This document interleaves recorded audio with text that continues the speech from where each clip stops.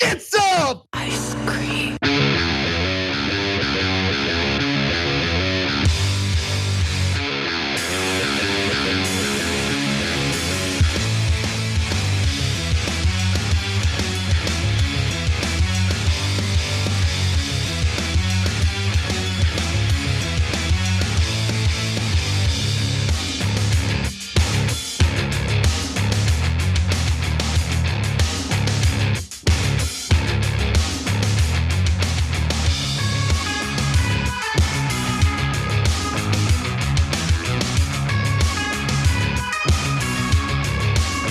TYT, I'm your host, Anna Kasparian, and unfortunately there is a lot of darkness in the show today, but have no fear, there's actually some positive news to get to as well, including the election results from last night, coming from 3 different states. I can't wait to share the details of that and more. And what does that mean for the 2024 presidential election? That's really what the media has been focusing on. I really don't think that you can take too much from yesterday's elections to make predictions about the presidential race, but we'll get to that later in the show. We're also going to talk a little bit about how Lina Khan, the head of the Federal Trade Commission, is actually working pretty hard to hold pharmaceutical companies that are prolonging and illegally prolonging, I should say, their patents in order to prevent the development of generic versions of these drugs, effectively increasing their profits and price gouging Americans. We're gonna get to that later as well. But of course, we're gonna start off with some updates on the situation in Gaza, the war in Gaza, the brutalization of Palestinian civilians. As always, just want to encourage you all to like and share the program. If you're watching us online, it's a free and easy way to get more eyeballs on the show, get the message of TYT out there in the world. You can also support us by becoming a member at tyt.com/join, or if you're watching us on YouTube, you can click on that join button. Members help to keep us afloat as we cover these difficult stories, especially stories involving what's happening in Gaza. A lot of those videos get demonetized despite our incredibly hard work on them, despite all of the research we're doing for those stories.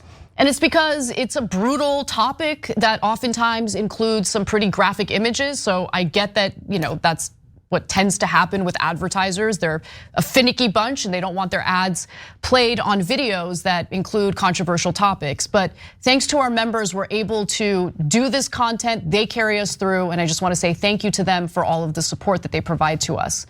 Now, with that said, let's get to our first story. I can't believe I have to say this, but Palestinian people are not disposable. We are human beings, just like anyone else. My city, my grandmother, like all Palestinians, just wants to live her life with freedom and human dignity we all deserve. Speaking up to save lives, Mr. Chair, no matter faith, no matter ethnicity, should not be controversial in this chamber. Well, unfortunately, it turns out that defending Palestinian civilian lives absolutely is considered controversial in the chamber. Why? Well, the House has just passed a Republican-led resolution to censure Representative Rashida Tlaib over her criticisms of Israel and Prime Minister Benjamin Netanyahu's collective punishment of Palestinians in Gaza. While there's a clear consensus that Israel has the right to defend itself and root out Hamas following the terror group's October 7th atrocities, the Israeli Defense Forces have dropped more bombs on Gaza in a single week than the US did most years of the Afghanistan war. In fact, why don't we take a look at the year that we dropped the most bombs in Afghanistan and do a little bit of a comparison. On October 14th, just a week into the war, the Israeli Air Force said it had dropped 6,000 bombs on Hamas targets in Gaza. By contrast, a little more than 7,300 bombs were dropped on Afghanistan by the US-led coalition in all of 2019, which was the heaviest year of aerial bombardment there.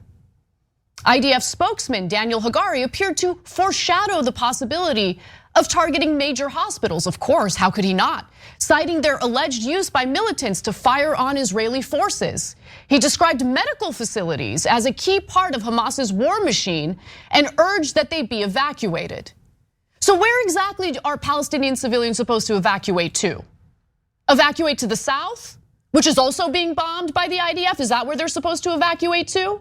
And by the way, for context, Afghanistan is 252,071 square miles. Gaza, on the other hand, is just 141 square miles. Israeli politicians have been pretty candid about how they view Palestinians as well. Some Israeli hardliners advocate keeping control of Gaza and permanently expelling its Palestinian residents. A Likud lawmaker, Ariel Kalner, has called for another Nakba that would overshadow the original mass displacement of Palestinians in 1948. Quote, right now, one goal, Nakba, Kalner said on October 8th, Nakba in Gaza and Nakba to anyone who dares to join, he added. Some also mused about using nuclear warheads and wiping out Gazans altogether. A far-right government minister, Amichai Eliyahu, said on Wednesday that Gazan land should be given to former Israeli soldiers who fought in Gaza or to former Israeli settlers who lived in the enclave before Israel withdrew from it in 2005. Then on Sunday, he said that Israel should consider dropping a nuclear bomb on Gaza, an idea that drew condemnation from Netanyahu and other members of the government. But anyway, back to Tlaib's censure. The resolution against Tlaib, which was introduced by GOP Representative Rich McCormick, advanced after a Democratic-led effort to block the measure failed. But make no mistake, nearly 24 Democrats pathetically joined in on these efforts to silence Tlaib. The vote was 234 to 188, with 4 Republicans voting against and 22 Democrats voting in support of the censure resolution. Tlaib, who is the first Palestinian American woman to serve in Congress, has been outspoken about Israel's brutal humanitarian blockade and restrictions of humanitarian aid to the Gaza Strip, along with its relentless airstrikes in the region. The main point of contention is Tlaib's use of a video that has the phrase "from the river to the sea." Now, the Anti-Defamation League describes the chant "from the river to the sea, Palestine will be free" as an anti-Semitic slogan and rallying cry that has been used by anti-Israel voices, including supporters of terrorist organizations such as Hamas. Right, but see, the problem is that phrase is interpreted and used differently depending on who you ask and who is using it. Tlaib has defended the phrase, writing on X, let's take a look. "From the river to the sea is an aspirational call for freedom, human rights, and peaceful coexistence, not death, destruction, or hate. My work in advocacy is always centered in justice and dignity for all people, no matter faith or ethnicity." And look, I think it's important to be crystal clear in messaging. So I personally would avoid using that phrase just to prevent any confusion or bad faith smears, let's keep it real, about my intentions. And to be honest, I don't really question Tlaib's intentions at all, because despite what her detractors might say, despite the way she's been smeared, she's not anti-Semitic and has actually proven herself to be someone who cares about the dignity of Israeli civilians as well. In fact, let me show you the receipts. In May of this year, the Jewish Telegraphic Agency reported on Tlaib's feelings about the possibility of displacing Israeli settlers in the West Bank. Now, here's the headline. She said that the idea of uprooting Israeli settlements is something I struggle with. Let me give you some more context. So she was actually speaking to students. Students asked Tlaib about Israeli West Bank settlements, which much of the international community considers illegal. In response, the Michigan representative invoked the Nakba, the term meaning catastrophe that Palestinians used to describe their displacement during and after the 1948 war. And then she tells the students this: some settlements have been there for so long, right? And just the idea around taking families that's been their home. It's just completely uprooting, forcibly displacing, and something I struggle with because we're doing it all over again, right? This happened during the Nakba. So she has the empathy to think about what that meant for the Palestinian people. that she then turns to the possibility of that happening to Israeli settlers who have not been kind to Palestinians, let's be clear about that, who have built illegal settlements in the West Bank, let's be clear about that. But she has enough humanity in her heart to not want to displace those people.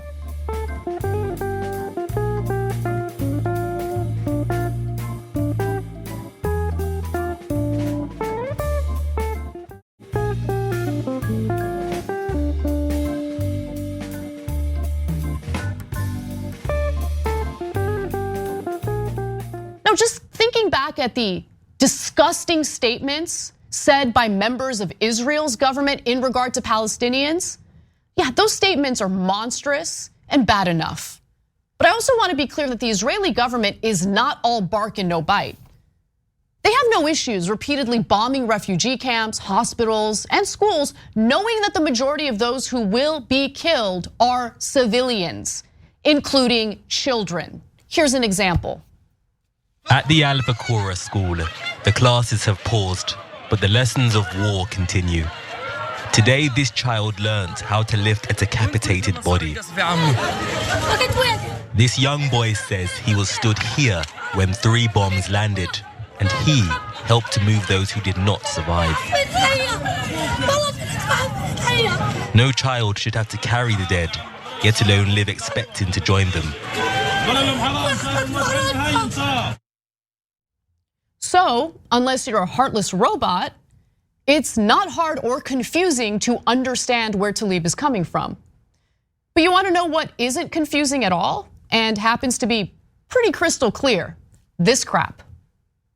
Rashida Tlaib has I don't even want to call it the Palestinian flag because they're not a state, they're a territory that's about to probably get eviscerated and go away here shortly, as we're going to turn that into a parking lot. We're going to go and turn that into a parking lot. That was Republican Congressman Max Miller, okay, salivating over the collective slaughter of Palestinians in the Gaza Strip. I wonder how aroused this vicious man gets over images of Palestinian children bleeding out on the streets following an IDF airstrike. I do not wonder about whether there are any consequences for his anti-Palestinian bloodlust, because there haven't been any. No censures for him. Now, luckily, Democratic Congresswoman Sarah Jacobs did file a censure resolution against Republican Congressman Brian Mast.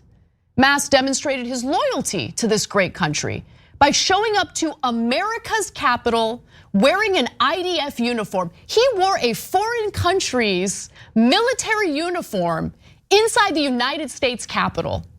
Then on November 1st, he proceeded to say this on the House floor. I would encourage the other side to not so lightly throw around the idea of innocent Palestinian civilians, as is frequently said.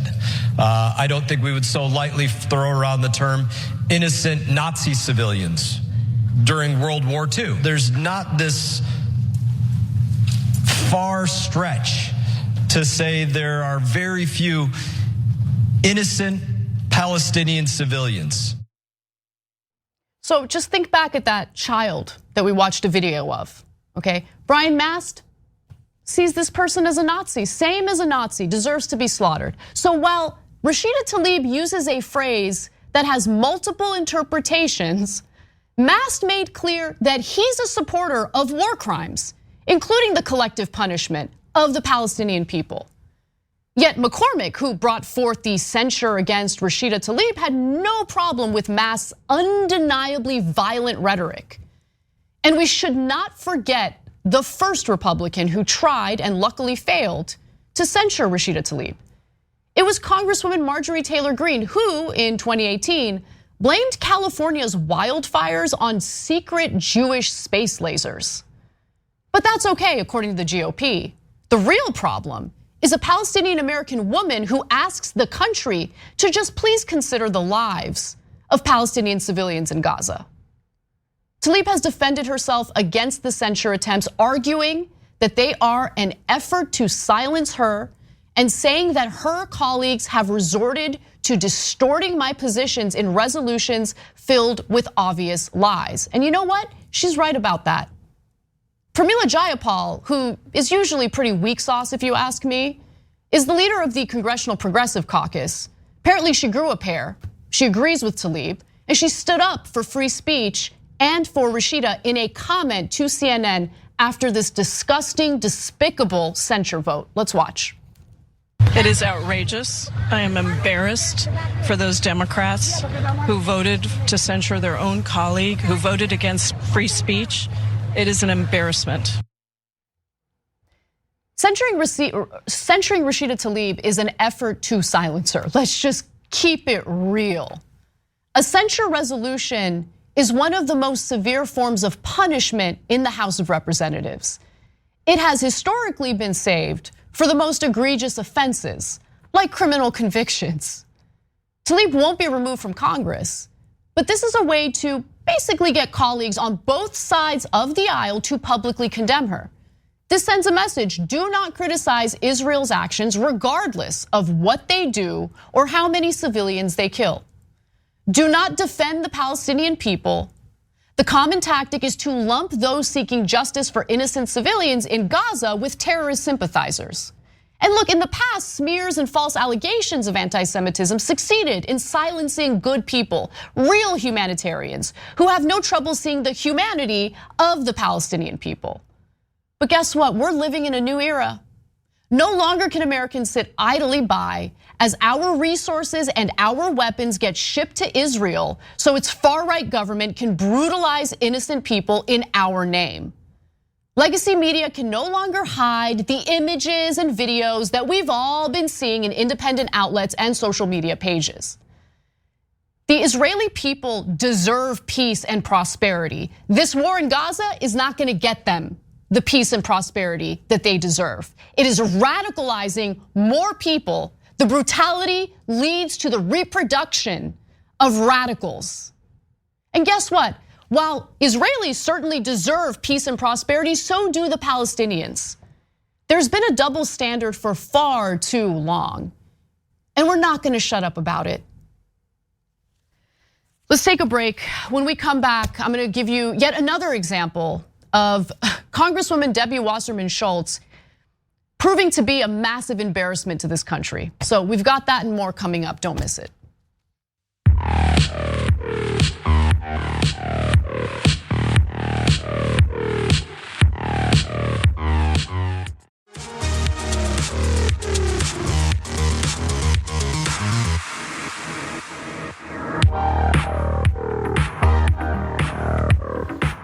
What's up, everyone? Welcome back to the show. I promise this is the last Gaza-related story that Israel/Gaza-related story we're gonna cover today. We've got a lot of other news to get to. I'm gonna try to contain myself as I share the details, so let's do it. Someone who votes against this, I would think doesn't have a soul.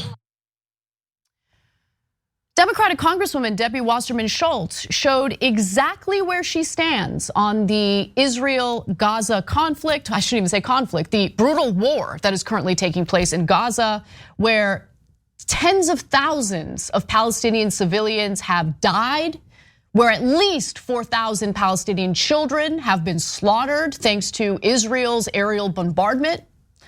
And so what she wants is for the House of Representatives to sign on to a resolution that she's promoting to show that our government will support Israel regardless of what Israel does. That our government will provide the support, unwavering, undying commitment to the Israeli government regardless of how far right that government is, regardless of how brutal Benjamin Netanyahu is toward the Palestinian people, not just in Gaza, but also the West Bank. That is what she is doing here. She is basically calling out anyone who has the audacity to have an issue with her resolution. Let's hear more of what she has to say. We're learning about things that are happening behind the scenes, one of which was a comment that was made by Congresswoman Debbie Wasserman Schultz. She is a prominent Jewish Democrat. She was pushing for a resolution that was adopted on a bipartisan basis on the House floor just a couple of weeks ago to reaffirm support for the United States for its war against Israel. I asked her about that resolution and about Democrats who may vote against it, and she has some sharp remarks about those Democrats, which set off an uproar. There's this vote that's going to happen on the Israel-Hamas resolution on the floor. Are you concerned that some Democrats may not support this? I would hope that all members would support a resolution that condemns terrorism, the brutal attacks that were perpetrated against the Israeli people that were killed. We have 218 hostages. They took 222. Someone who votes against this, I would think, doesn't have a soul. Someone who votes against this doesn't have a soul. Well, I mean, I would vote against it. And I would venture to say that Debbie Wasserman Schultz is the one who doesn't have a soul. Because if you read the resolution, which we did, and we're gonna share screenshots of the resolution so you can read it for yourselves, no mention of the slaughter of Palestinian civilians. It's just an endless, show of support for Israel, a complete neglect of what they are carrying out right now. Just blind support, blind loyalty. It is insane to me. So I'm gonna read it to you. And then you tell me if, let's say, a Democratic lawmaker votes against the resolution because it makes no mention of Palestinians. Tell me if you think that those members of Congress are soulless. Okay, so let's go, let's read it. Whereas Israel is a major non-NATO ally and major strategic partner of the United States, now therefore, be it resolved that the House of Representatives stands with Israel as it defends itself against the Barbary war launched by Hamas and other terrorists. No mention of the barbaric actions carried out by the IDF against the Palestinian people in Gaza. No mention of that, but I'll continue. I'll read the rest of the resolution. Reaffirms Israel's right to self-defense, condemns Hamas's brutal war against Israel, calls on all countries to unequivocally condemn Hamas's brutal war against Israel, calls on Hamas to immediately cease these violent attacks and safely release all living hostages and return the bodies of deceased hostages. Let's go to the next page. Mourns the over 900 Israelis and 11 Americans killed and over 2,600 others wounded in Hamas's unprovoked attack on Israel. Reaffirms the United States' commitment to Israel's security, including through security assistance in accordance with the 2016 US-Israel Memorandum of Understanding. Urges full enforcement of the Taylor Force Act, Title 10 of Division S of Public Law, and other restrictions in United States law to prevent US foreign assistance from benefiting terrorists directly or indirectly. There's more. Condemns Iran's support for terrorist groups and proxies, including Hamas and Palestinian Islamic Jihad. Urges full enforcement of US sanctions against Iran to prevent Iran's funding of terrorist groups. Hey, by the way, we've been sanctioning Iran all this time. What happened? Aren't these supposed to be sanctions that succeed in preventing Iran from funding these militant groups around the world? Looks like the sanctions haven't been working, have they? But I'll keep going.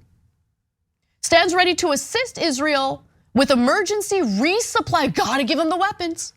Gotta give them the weapons, gotta drop those bombs on those Palestinian civilians, am I right? Resupply and other security, diplomatic, and intelligence support. No mention of the war crimes that the Israeli government is carrying out as we speak. The war crimes they have been carrying out for a month straight. No mention of that, because Palestinians, in the eyes of some American lawmakers, are subhuman. Their lives don't matter. Doesn't matter if they're 5-year-old children, doesn't matter if they're pregnant women, doesn't matter if they're elderly individuals. In the eyes of people like Debbie Wasserman Schultz, their lives don't matter. The only thing that matters is that we show unwavering, unmitigated commitment and support to the Israeli government, regardless of what they do. Even as the international community watches in shock and awe as these war crimes are committed day after day.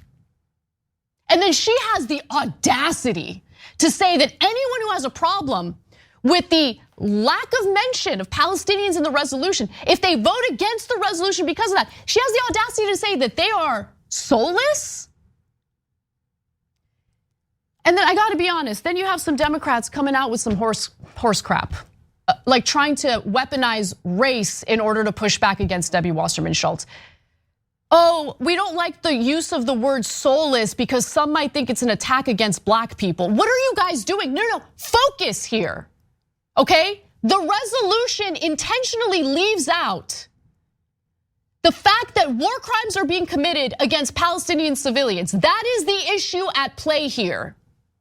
Let me tell you what they're saying. Some of these Democrats brought this directly to Democratic leader Hakeem Jeffries, who has sought to tamp down these tensions, tried to get members on the same page as this divide has been growing. So there is a divide among those who apparently have a conscience in the Democratic Party and those who don't have a conscience and don't really care about the lives of Palestinians.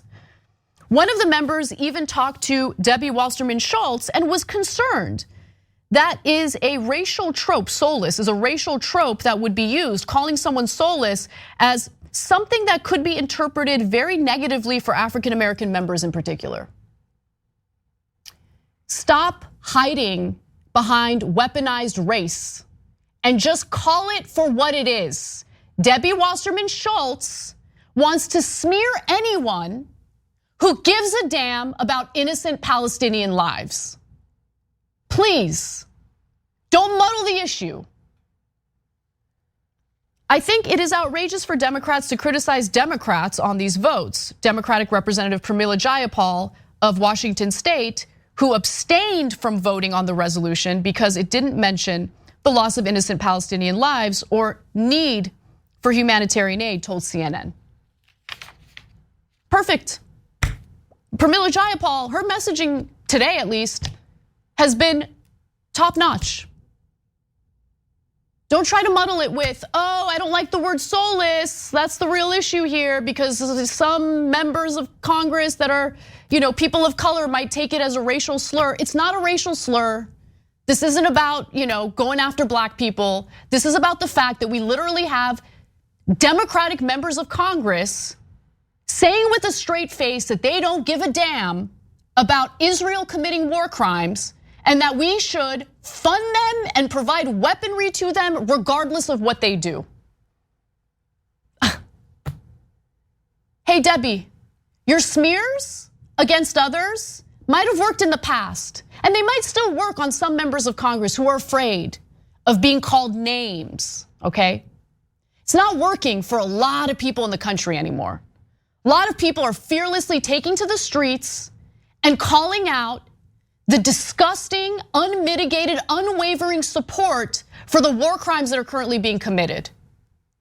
What Hamas did was disgusting, and what the Israeli government has done in response has done little to keep Israeli Palestinians safe. What Benjamin Netanyahu is carrying out right now is only radicalizing more people, will lead to more hostility toward innocent Israeli civilians, will very likely lead to more hostility toward the United States and its civilians as we support everything Israel does. And she's sitting there and pretending like she's the arbiter of what is just. She is anything but.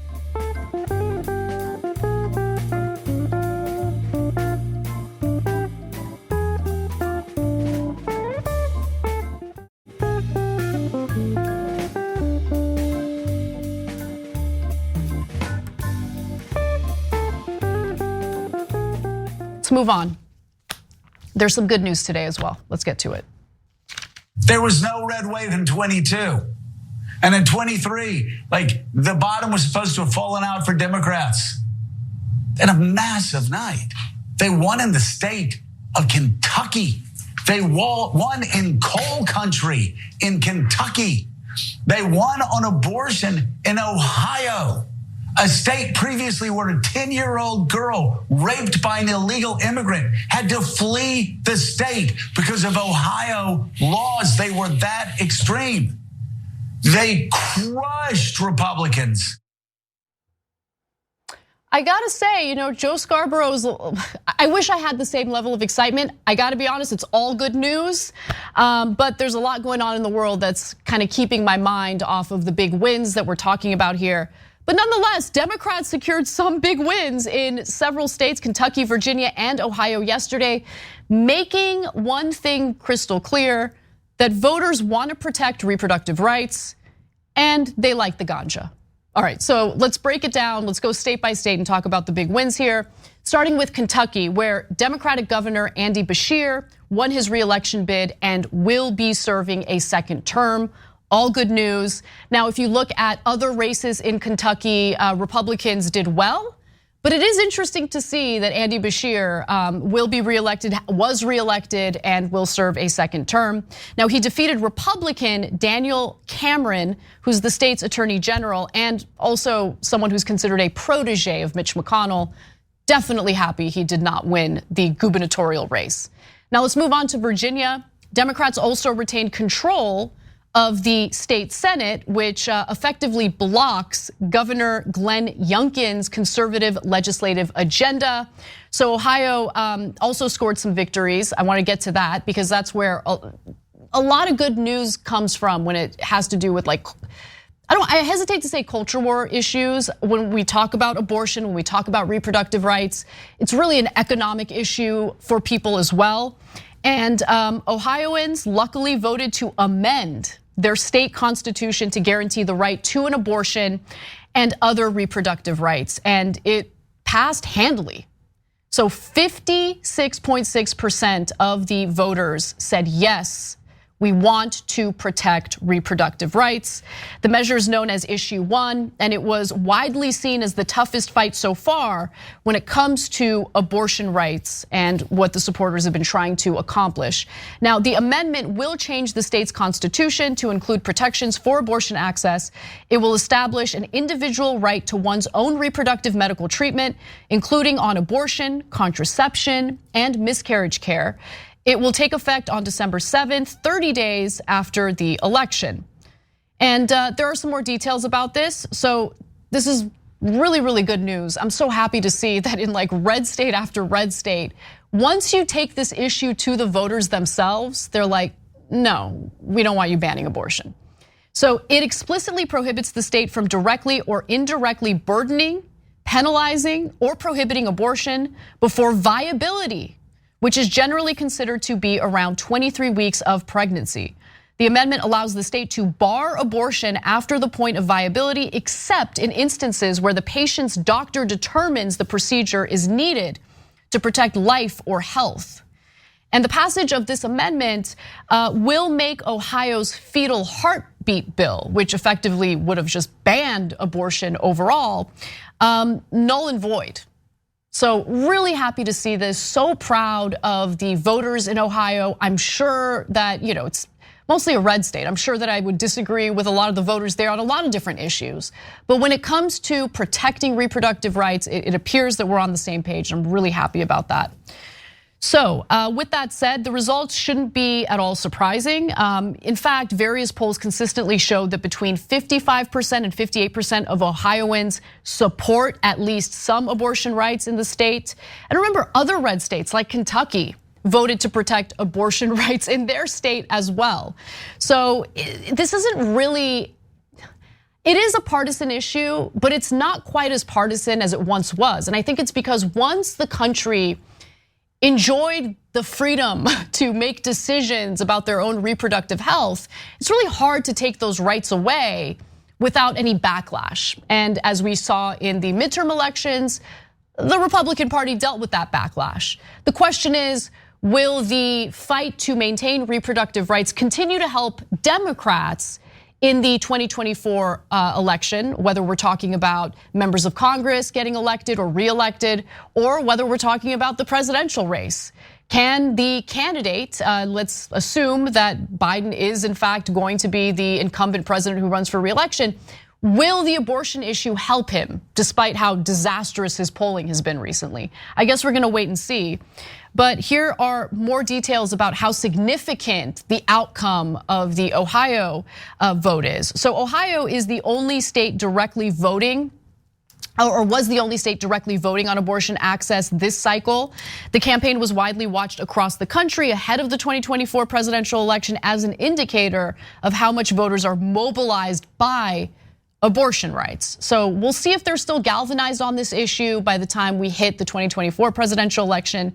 This result continues the winning streak of abortion rights advocates who have pushed to bring the issue directly before voters through constitutional amendments and ballot measures in the wake of the US Supreme Court overturning Roe v. Wade last year. Since then, abortion access has been on the ballot in 7 states.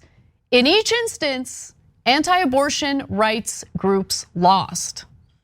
People like their rights. People want to make decisions about their own families, about their own bodies. This isn't really rocket science. I'm really happy to see this. I hope that this trend continues. Kentucky, another red state, just really want to reiterate, happens to be another one where voters casted their ballots in order to maintain reproductive rights. Now, let's pivot to weed, my favorite topic, and my favorite plant in the world. So, Ohioans also voted in favor of issue 2. Now, issue 2 would legalize the use of recreational marijuana, so you wouldn't even need to pretend like you have some ailment that you need the flower for. The vote makes Ohio the 24th state in the US to legalize adult use marijuana, furthering a trend of establishing legal markets in some of these conservative states. So as you probably saw, that passed handily, 56.6%. I'm sorry, that's the abortion issue. So that also passed very easily. So with that said, let's actually now move on to what this means, what the legalization of marijuana means, because there are gonna be some restrictions, there are gonna be some regulations involved. The new law does allow adults over 21 to possess up to 2.5 ounces of marijuana and grow up to 6 plants. It's a lot of plants, man, it's a lot of work. I mean, I've never grown pot myself, but I've seen others grow it, and it just seems like a lot of work. But anyway, if you wanna grow 6 plants in the state of Ohio, you can.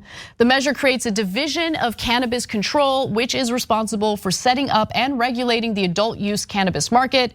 The regulations also give existing medical operators first dibs on the adult use market, but also allows licensing additional operators depending on market needs.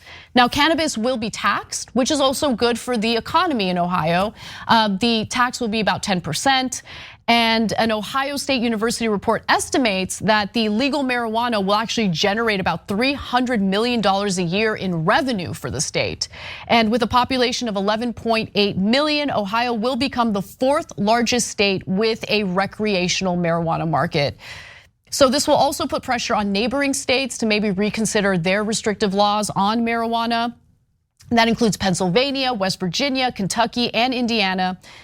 There are some efforts to pursue legalization of pot in those states as well, and that's good news. At this point, I mean, especially when you compare marijuana to something like alcohol, there's really no reason why it shouldn't be legalized and regulated. So the passage of these 2 issues in Ohio obviously didn't sit well with some Republicans. There were some, like former Pennsylvania Senator Rick Santorum, who I am shocked is still around, but he is. And he made excuses for the Republican losses here. Let's hear what he had to say. Senator, you look at these issues that are driving the left out to vote. You would think the economy, crime, illegal immigration, those would be some of the issues driving people out when you look at so many who are unsatisfied with the direction the country's headed in. But apparently that's not it. Remember, these elections, off-year elections, odd-number elections are very low turnout elections. They are base elections. And the Democrats have traditionally, number one, outspent us, not just in odd number year elections, but generally speaking, number one. And number two, their base is more ginned up to go out and vote generally than Republicans. We've seen this now for the last several years. And so a base election, Democrats outspend, and you put very sexy things like abortion and marijuana on the ballot, and a lot of young people come out and vote. It was a secret sauce for disaster in Ohio. I don't know what they were thinking, but that's why I thank goodness that most of the states in this country don't allow you to put everything on the ballot, because pure democracies are not the way to run a country. Right, that was definitely the issue in Ohio. Ohio notoriously known for their gigantic, lefty population, just overpowering Republican voters in the state. By the way, the excuse that he made there really does cut both ways, right? Because he's arguing, well, the abortion issue galvanized Democratic voters. Okay, then that means that the abortion issue did not galvanize Republican voters. So I guess Republicans really don't care about restricting abortion as much as Republican lawmakers would have you believe. So there is one other video I want to share with you all, and this one features Sean Hannity, who seemingly conceded to the abortion issue while talking with a pretty bummed out Kayleigh McEnany. Let's watch. One other point I would just make, because on the issue of abortion in Ohio tonight, we continue the losing streak in the pro-life movement. Every ballot initiative has been lost post-Dobbs for the pro-life movement.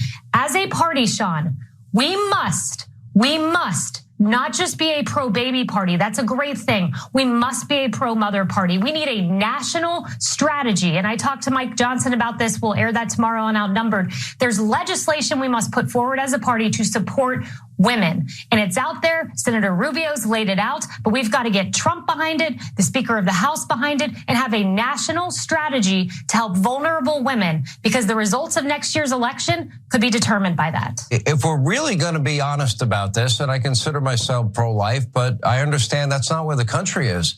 I would say first trimester or Dobbs 15 weeks seems to be where the country is, Kayleigh. I want to stay with you on this issue.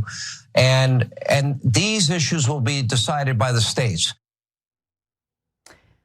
I actually think Hannity was fine there. No problem with what Hannity said. Let's go back to Kayleigh McEnany though, because we need to pass legislation to support women, like the vaguest statement of all time. What does that mean? What is the legislation? How exactly are women vulnerable, and how exactly do you want to protect them? Right, there's no details, because obviously, historically, the Republican Party has not really offered up anything to help support, to help support women, but forget women for a second. Let's just talk about help support families altogether, to make it easier for people to start a family. How many people would want to start a family and would feel more comfortable doing so if we had adequate childcare in America? We do not have adequate childcare, and we live in an economy where you need both parents to work in order to make ends meet. There's definitely policies that could be championed by the Republican Party that would in fact be very appealing to voters, including Democratic voters. Let's keep it real. Some people might even vote across the aisle if they were real about these proposals. But the thing is, they're never real about these proposals. Just like every mass shooting and the aftermath of every mass shooting, every Republican in Congress will line up one by one to talk about how we need to do something about mental health care in America. It's a mental health crisis. That's why these shootings are happening. And then when push comes to shove, when they have the opportunity to vote on legislation that would allocate the resources necessary for mental health care in the country, they all vote no. Last time they had an opportunity to vote on legislation just like that, only one Republican in the House voted in favor. So look, Kayleigh, we're not stupid. You can't just say like, oh, we support women, and then do nothing or provide zero details about how exactly you intend to do that. So look, I think the proof is in the pudding, okay? Take a look at what has been offered up by Republican lawmakers to improve the lives of women and families.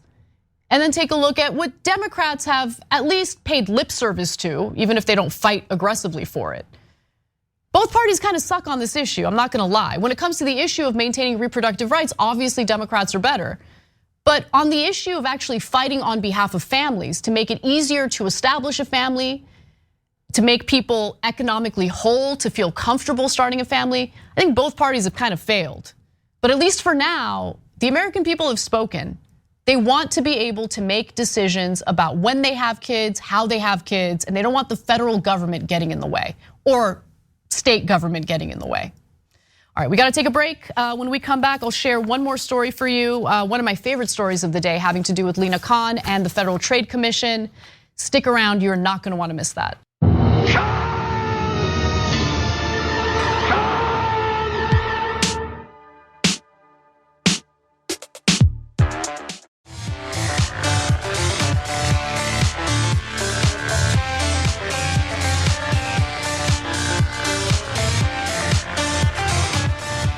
What's up, everyone? Welcome back to the show. We've got a lot more news to get to, but before we go to the second hour, I wanted to make sure to cover this banger of a story. I love Lina Khan. I can't tell you how much I love her. Anyway, it brings us great pleasure It brings us great pleasure to report that Federal Trade Commission Chair Lina Khan is once again kicking ass and taking names. Yesterday, the FTC announced that they are going to be challenging pharmaceutical patents that the agency believes are improperly listed. Before we explain what exactly the FTC is accusing pharmaceutical companies of and what they're planning to do in response, we need to get familiar with what's known as the Orange Book and how Big Pharma has abused it to price gouge Americans on life-saving drugs. So More Perfect Union explains. Let's watch. In 1985, President Ronald Reagan signed into law a bill that reshaped the pharmaceutical industry in America. This law is commonly known as the Hatch-Waxman Act. The point of the act is to encourage generics to enter the market. So generic drug companies are granted access to the branded company's research, and in return for that access, brand name drugs get the exclusive right to produce and market a new drug for a specific period of time. The only issue? Hatch-Waxman requires that generics trying to enter the market don't infringe on any of the branded company's existing patents. The FDA keeps track of this through something called the Orange Book, which lists approved drugs that have existing patents. Because drug companies can easily abuse the patent system by expanding existing patents without changing much at all, the Orange Book has been a tool used by Big Pharma to stifle competition and drive prices up. The Orange Book says if there's any possibility that a generic could be infringing on a branded drug, the original brand can sue. A court litigation process starts, and that suspends any kind of entry until 30 months. So look, the idea behind this, if it were used properly, is to protect the profitability of these drugs for a certain period of time. These patents allow for a limited monopoly on medications and treatments, so the pharmaceutical companies that develop them can recoup resources that they spent on research and development, even though the US government funds research and development oftentimes. Nonetheless, also protects them so they can make money on their creation or their innovation. Unfortunately, though, there's some serious abuse taking place, and as you're about to hear from Senator Elizabeth Warren, some companies might even be committing fraud in order to stretch these patents even longer than legally permitted. Here's what happens with the Orange Book. A drug company gets a patent, and that patent, as you know, lasts for 20 years from discovery or 10 years from the time it goes on the market. That's all fine. But somebody comes along and says, well, now I think the patent is expired, so I want to do a generic. All sounds great, right? Except the FDA does not watch the drug companies on what they list or what timing they list. So they will list the wrong dates. They will list things under patent that are not under patent. They will expand the patents they have. Why? All to fight off the folks who are doing the generics. So in other words, pharmaceutical companies have been freely abusing the Orange Book for years in order to maximize their profits at the expense of patients who would benefit from more affordable generic versions of these drugs. According to a recent FTC report, the Supreme Court identified evidence of this sort of price gouging as far back as the late 1990s. And make no mistake, Big Pharma's extortion can lead to potentially deadly outcomes. So I do have chronic asthma. I have a very high allergy to bee stings and kale. So I have anaphylactic shock. So I am prescribed EpiPens. For a 2-pack of EpiPens right now, with my insurance, I'm looking at $553 with the EpiPens. Probably 2018 was the last time that I refilled it, just because the cost has gotten so out of control. The biggest, I think, fear, is my next medical emergency gonna financially bankrupt not just me, but like my kids? Is it gonna dictate their future? Are they gonna get stuck with my medical bills? Real glad that members of Congress are wasting their time passing resolutions to censure their fellow colleagues for showing any concern for Palestinian people, because we have no other issues in the country, right? No problems with corporate greed, pharmaceutical companies price gouging people, Americans not being able to get adequate health care. No problems at all. I'm glad that we're doing censure votes. Thankfully though, thankfully for all of us, Lina Khan wants to put an end to this malpractice. In September, the FTC announced that they would be scrutinizing Orange Book patents in the near future. And just yesterday, they made that announcement official. For more on exactly what the FTC is doing, here's Lina Khan herself explaining. We're challenging more than 100 improper patent listings in what's known as the FDA's Orange Book. So this is a book where firms are able to list patents, and they're only supposed to list patents covering active drug ingredients, so the substance of the drug that helps your body heal. And instead, we have found that firms are listing device patents that have absolutely nothing to do with the active ingredient. So patents that are instead covering the dispenser cap on a multi-dose eyedropper or the cap strap on an inhaler, which just keeps the inhalers in place. And so we've identified patents covering these components of devices that we think are improperly listing and that may in fact be resulting in Americans having to pay hundreds, if not thousands of dollars more than they should be. Go off, Queen. According to the FTC's press release on the issue, these companies will have 30 days to withdraw or amend these patent listings. Otherwise, they will have certify under penalty of perjury that the listings comply with applicable statutory and regulatory requirements. Now, as for what would happen after that, well, the FTC's briefings have been light on details regarding what consequences these companies might face. But regardless, this is great news for average Americans. That makes it terrible news for people like CNBC's Jim Cramer, who groveled for his corporate overlords a little more than usual today. Love watching it. Let's take a look. I deal with a lot of M&A lawyers, and they say the same thing, which is, sorry, unlike the bankers, we don't get paid on the deal, and she'll go for you, Lina Khan. And look, the president is not a pro-business president. He's a pro-worker president. And M&A is bad for workers and good for capital. Anytime you see something bad for workers, good for capital, the president will be against it. Amazing. I mean, the admission there was amazing. As long as corporate media exists, there will be plenty of Jim Cramers who are paid to spread pro-business propaganda that benefits shareholders over the best interests of American consumers and workers. But the good news is that according to a recent Politico article, we might actually have plenty of Lina Khans in the works. The article is titled, "The Next Generation of Law Students is Obsessed with Lina Khan." Oh my God, can you imagine like what corporate media is thinking about this? Like their heads are exploding. It explains that apparently Khan and other antitrust warriors like her have become minor celebrities at several law schools. The movement that Khan helped build has reached law schools across the country, attracting scores of trust buster mini-me's. Once sparsely attended antitrust classrooms are bursting at Loyola University, Chicago Law School. A quarter of students' submissions to the Georgetown Law Journal focused on antitrust last year. That really does give me some hope, man. And when the Justice Department's chief antitrust enforcer, Jonathan Cantor, filled a 200-person room at Columbia Law School, he stayed so long afterward to shake hands, he missed his flight.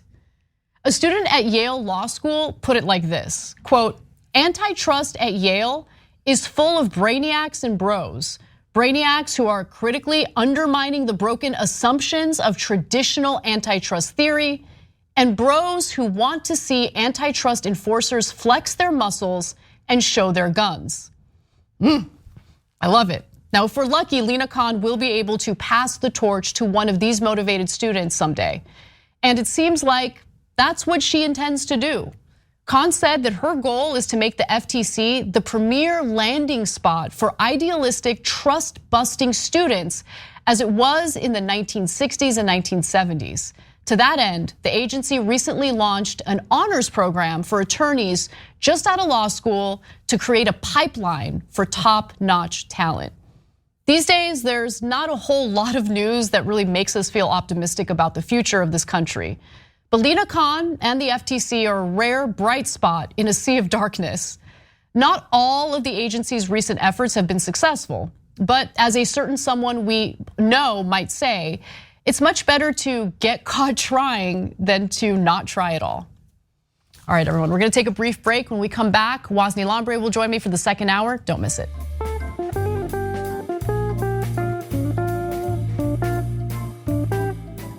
Thanks for listening to the full episode of The Young Turks. Support our work, listen ad-free, access members-only bonus content, and more by subscribing to Apple Podcasts at apple.co/TYT. I'm your host, Cenk Uygur, and I'll see you soon.